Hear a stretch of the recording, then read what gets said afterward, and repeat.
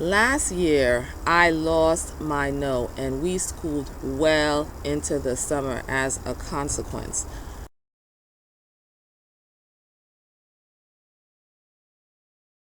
In the past, I've always been an organizer and a planner, and I have a schedule that I stick to, and I've always had a quick no.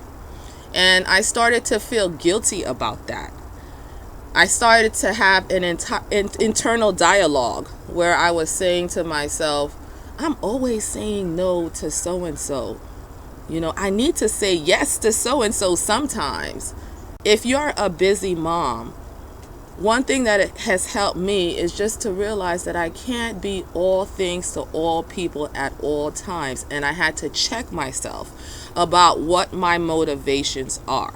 When I pray and I read scripture and I meditate upon what God would expect me to do in certain situations, often I don't feel any pressure from God if the answer is a no.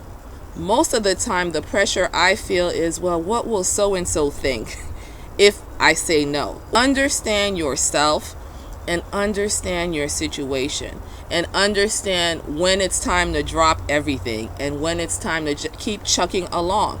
It's hard to school if you're never at home. It's hard to be consistent if you're trying to get your kid to finish their assignment in the car, or waiting until you get home at 3 o'clock and then trying to get something in. And I know for me, the best of me does not exist late in the afternoon. I feel that this year we're on a much better rhythm. I'm not a quick no all the time, but I do have my no in place. Another thing is, when you're not home, even if you do use, say, a cleaning service regularly, I notice that when we're running from this activity to that activity, we don't have time to really truly put our things where they belong. You're throwing your shoes here, your bag here, your books here. Your dishes are always in the sink.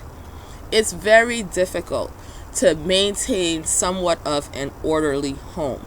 Mothering will become a bit much if you're trying to be all things to all people.